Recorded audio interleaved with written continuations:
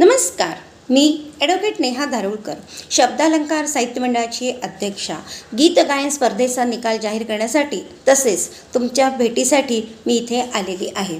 ही स्पर्धा माझ्या वाढदिवसानिमित्त म्हणजेच ॲडव्होकेट नेहा धारुळकर यांच्या वाढदिवसानिमित्त घेण्यात आली होती. स्पर्धेचा निकाल जाहीर करताना तसेच तुमच्याशी हितगुज साधताना तुम्हा सर्वांना भेटल्याचा मला आनंद मिळतो. गायक गायिकांनी माझ्यासाठी फक्त आणि फक्त माझ्यासाठी गीतं गायलीत, गाणी गायलीत, मला संगीतमय शुभेच्छा दिल्यात, ह्याबद्दल धन्यवाद. Thank you so much all of you. माझा वाढदिवस संगीतमय वातावरणामध्ये संपन्न झाला. मी खरंच खूप खूप आनंदून गेले, खूप खूप तृप्त झाले. असाच माझा वाढदिवस दरवर्षी साजरा हो, हीच ईशचरणी प्रार्थना. 90 स्पर्धकांनी या स्पर्धेमध्ये सहभाग नोंदवला. प्रथम मला खूप आनंद झाला, पण नंतर टेन्शनही आलं की एवढ्या मोठ्या गायक गायिकांना आपण योग्य तो न्याय देऊ शकू का, या स्पर्धेला आपण योग्य तो न्याय देऊ शकू का. पण हळूहळू सारं काही नीट होत गेलं आणि सगळं छान झालं. माधवीताईंनी तर खूप खूप काम केलं. त्यांना खूपच काम पुरलं या स्पर्धेसाठी. त्या तर थकून गेल्या, पण त्यांना स्पर्धा यशस्वी करण्याची जी कला अवगत होती, त्यामुळे सारं काही शेवटाला यशस्वीपणे गेलं. थँक्यू माधवीताई. स्वराली पंचाल मॅडम ह्या स्पर्धेच्या परीक्षक. त्यांना तर वेळच नव्हता. दिवस रात्र त्यांचे मोठे मोठे कार्यक्रम असायचे, पण वेळात वेळ काढून त्यांचे ते प्रॅक्टिस, त्यांचे कार्यक्रम्स, त्यांचं आयोजन, त्यांचं जे काय असेल ते सगळी कामं थोडं त्याच्यातून वेळ काढून त्यांनी आपल्या या स्पर्धेचं परीक्षण केलं आहे आणि आपल्या हातामध्ये निकाल दिला. Thank you so much Swarali madam. Kunal काका, कुणाल राऊत, त्यांच्याबद्दल मी काय बोलू. खरंच धन्य ती व्यक्ती आणि असे काका मला लाभले. थँक्यू सो मच काका. या स्पर्धेच्या कामाला तर त्यांनी वाहून घेतलं होतं, अक्षरशः वाहून घेतलं होतं. दुपारी 15-20 मिनटं कशीबशी झोप, त्याच्यानंतर काम काम आणि काम, रात्री 12-12 वाजेपर्यंत काम, सकाळी 6-6:30 काम. त्यांनी आम्हाला सूचना द्याव्यात, मला आणि माधवीताईंना, स्वराली मॅडमला, काय झालं, कुठे सूचना देणं, काही सांगणं, काही विचारणं सतत. आणि परत गायकांना मार्गदर्शन करणं, त्यांचे व्हिडिओज त्यांना नसेल बनवता येतं ते व्हिडिओज बनवणं, कुठे काही चुकलं, काही बदल, काही चेंजेस काही असतील तर ते सांगणं, सगळं त्यांनी ते करत राहावं दिवस रात्र. अगदी जवळपास 1 महिना ते या कामाला त्यांनी झुंपून घेतलं होतं. आणि स्पर्धा यशस्वी होण्यामागे त्यांची धडपड मी इथे बसून म्हणजे अकोल्याला बसून मी अनुभवली. काका खरंच तुम्हाला मनापासून धन्यवाद. या सर्वांच्या अथक प्रयत्नांचंच फलित म्हणून की काय ही स्पर्धा यशस्वी झाली. राऊत काका, माधवीताई, Swarali madam, thank you so much. माझा वाढदिवस संगीतमय, सूरमय अशा वातावरणामध्ये संपन्न झाला. त्याबद्दल मी तुमची शतशः ऋणी आहे. मला आयुष्यभर तुमच्या ऋणात राहायचे. मला ऋणमुक्त व्हायचंच नाही आहे मुळी. सर्वप्रथम कुणाल काका, तुमच्या ऋणात राहीन मी. दिनारंभी ईशस्तवन मंडळाचे सर्वा म्हणजेच कुणाल काका, कुणाल राऊत काका. माझी ताई माधवीताई, स्पर्धेला वाहून घेणारी माझी अशी ताई माधवीताई, जी मला मनापासून माझ्यावरती प्रेम करते. स्वराली मॅडम, ज्यांना मधुर असा स्वर लाभला आहे, दैवी देणगीच लाभली अशा त्या स्वराली मॅडम, त्यांनी ह्या परीक्षेचं परीक्षण करून आपल्याला जो रिझल्ट दिला त्याबद्दल थँक्यू मॅडम. आणि तुम्ही सर्व गायक गायिका, तुम्हा सर्वांचे खरोखरच मला जे शुभेच्छा दिल्या, संगीतमय शुभेच्छा दिल्या, त्याबद्दल थँक्यू. मला खूप खूप आनंद होतो आहे तो ह्यासाठीच की संपूर्ण महाराष्ट्रातून गायक गायकांनी आपली गाणी पाठवली. मुंबईचे उपनगर, पुणे, त्याच्यानंतर नागपूर, अकोला, अमरावती, सांगली, सातारा, असं कुठून लोकांनी आपला सहभाग नोंदवला आणि मला शुभेच्छा दिल्या. खरंच खूप आनंद झाला. असं हे सगळं पाहिल्यानंतर कोणालाही आनंदच होईल म्हणा. नक्कीच या ठिकाणी तुम्ही असाल काय, मी आहे का, कोणी असेल तरी त्यांनाही ते एवढाच आनंद वाटेल आणि तो मलाही वाटला. मला अजून एक गोष्ट तुम्हा सर्वांना सांगावीशी वाटते की ज्यांचे नंबर्स नाही आले त्यांनी नाराज नाही व्हायचं. आता मी काही खूप मोठी नाही तुम्हाला काही सांगायला 4 गोष्टी अनुभवाच्या, पण तरी मला मनापासून वाटतं की नाराज होऊ नका. कारण आपला याचा उद्देश काय आहे, आनंद घ्यायचा गाणं गाऊन आणि आनंद द्यायचा मला.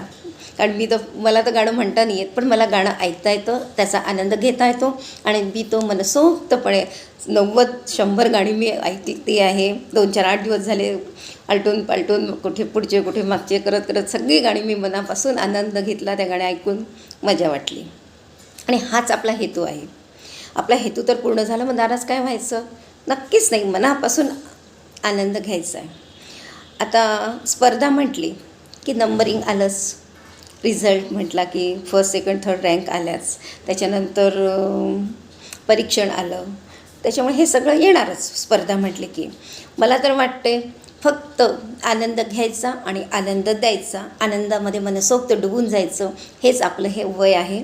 आणि ह्या वयाला साजेसच आपलं वर्तणूक असावी, आपला स्वभाव पण व्हायला पाहिजे असतो. आणि मी जर परीक्षक असती, समजा, खरं नाही आहे तेवढं मोठं काम मी करू पण नाही शकत, पण समजा मला जर परीक्षक नेमलं असतं तर मी सगळ्यांना 100/100 मार्क्स दिले असते, सगळ्यांचे फर्स्ट रँक आले असते. पण मला देत नाही कुणाल काका सर परीक्षा होणं, तुला काही ज्ञान नाही आहे, त्याच्यामध्ये मला काही परीक्षणाचं काम देत नाही आहे. आणि स्वराली मॅडम करतात ते खरंच छान करतात. आता खरी वेळ आली आहे निकालाची, ज्याची तुम्ही मनापासून खूप दिवसाची वाट बघताय.